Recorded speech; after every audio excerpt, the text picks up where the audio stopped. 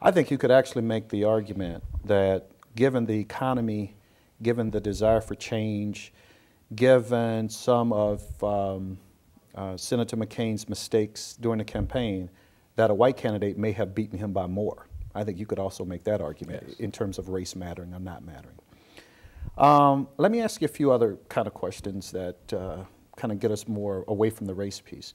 What do you think, or what is your hope or expectation that President Obama's administration is going to look like? In other words, are you hopeful? Obviously, there are some problems there in terms of where the nation is right now, but how do you see things over the next few years? I'm kind of optimistic in the sense that this is the system that we have, and it's rare for us to have one party with the House, the Senate, and the presidency. So they have a real opportunity to show what a democratic America is, to sell to the American people what their vision for the country is. So while it might not be my vision, I think that that's the system that we have, and I'm excited to see what they are going to do with it, because the Republicans have had their opportunity and have faltered on that, missing a lot of opportunities. So it'll be interesting to see what the Democrats do with it. You know, I'm thinking, before we get to you, Kelsey, the flip side of that is that now the Republicans can sit back and say, you guys had the power, so if the country didn't get better, it was your fault. It certainly comes down to, you know, you can't play the blame game. I mean, it comes down to they have the majorities right now, and so it'll be interesting. Okay, Kelsey, what do you think? Well, yeah, I'm a student of government, of political science, and it worries me a little bit that there is so much Democrat control. I am a Democrat, but when I see a Democratic Congress and a Democratic president, that really streamlines the legislative process. You can push a lot of stuff through very quickly. So I do like that the Supreme Court is a little bit more conservative leaning, which serves as a check. But really, when you get the best results, you need all people represented equally. And if there is a Democratic Congress and a Democratic president, you know, are we getting the best results, or are we getting what Democrats think are the best results? So I would hope that doesn't have a negative impact. But as Robbie and you both said, this gives the Democrats a chance. After 8 years, and I think they've had control in Congress for 2 years, they have the chance. But there are some major issues here: the war in Iraq, the economy, jobs, health care. If we could solve maybe 2 of those, is that enough, or do we really need to fix them all? Okay, Cornell? Well, I'm certainly on pins and needles as a Democrat, because they are going to be in control come January, and so either they're going to make me proud, or they're going to make me have to hide from my fellow Republican friends. And what I admire about Barack, though, is that he's a person who comes to the center and is willing to work with people who disagree with him and people who may not agree with everything that he says. I think what hurt President Bush was the fact that it seemed as though he surrounded himself with a lot of yes people who played to his ego. And they said yes to everything to make it seem as if he was doing everything right. And I think that everyone on this program would agree with me that as a leader, you need people around you who are going to applaud you, but you also need people around you who are going to say, listen, you're not doing the right thing, and you need to check yourself. So you need it, you know, you need checks and balances when you're in power. You need people to come in and say, I don't think you're doing the right things. And so it's admirable that Barack would call Colin Powell for advice. Colin Powell's not a Democrat, he's a Republican who served in the Bush administration.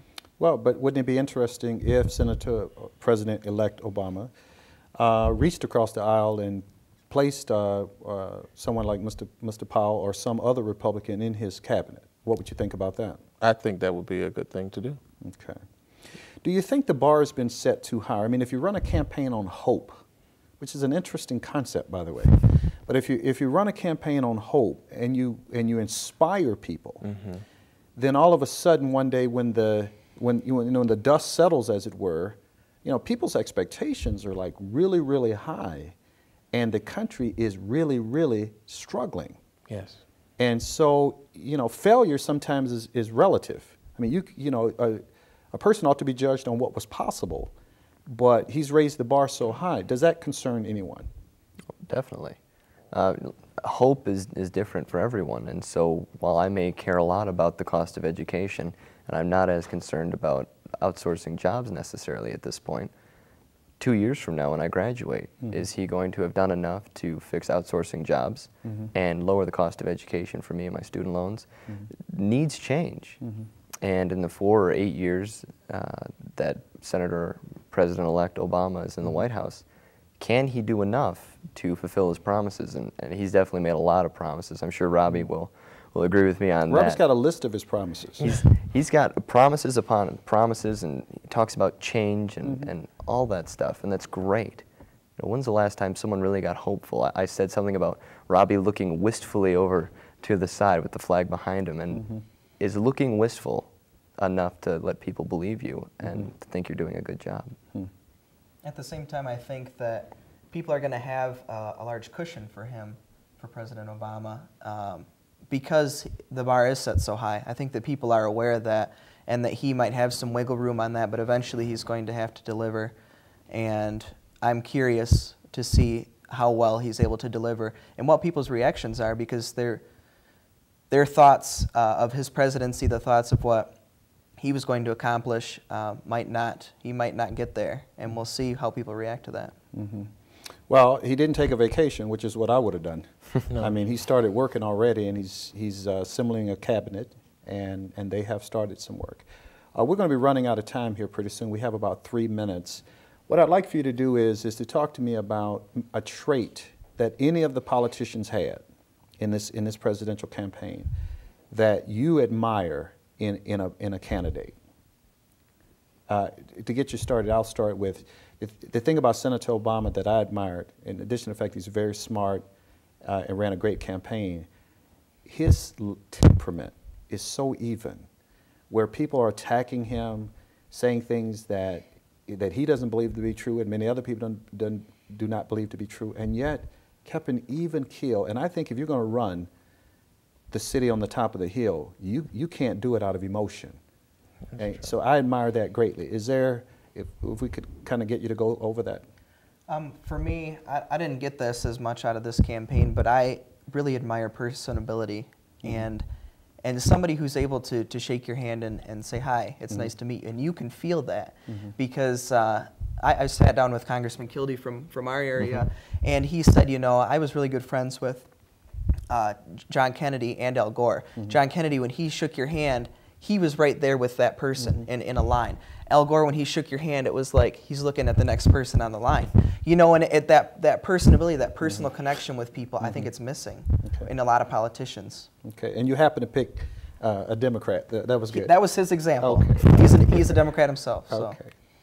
Okay. I mentioned earlier in the program relatability of the candidates. When you look at Obama or you look at McCain, and you can see their stories and their families, and even Sarah Palin. You talk about a family woman, strong values, raising kids in a tough age for a generation. And I like to see that. They are normal people. They have lives. They make mistakes. And you see John McCain, again, on Leno, and he was talking about how wonderful it was to be done with the campaign, to get back with his family. And isn't that what we all should want? Right. You know, Thanksgiving is coming up. Are we excited about the food, or are we excited about seeing old friends and family? Okay, I think that is admirable. Well, I would have to agree with you on temperament. The night that President-elect Obama won, he had every right to jump over the podium if he wanted to and celebrate, but he came out there and he gave a very heartfelt speech, laid out some more of his plans, let people know who didn't even vote for him, listen, I'm going to be your president. Another thing that impressed me and that I like in candidates is resiliency, and I'll say that McCain and Obama showed that. McCain came out of nowhere in the primaries and was still able to get the nomination. Obama was able to withstand all of the mudslinging from Sarah Palin, suggesting that he was piling around with terrorists who, Obama was a child when William Ayers did what he did, Well, we're going to have to wrap up. Again, I want to thank each of you for coming on the show. You're three great leaders, and one day I expect to be sitting on the show talking about the three of you.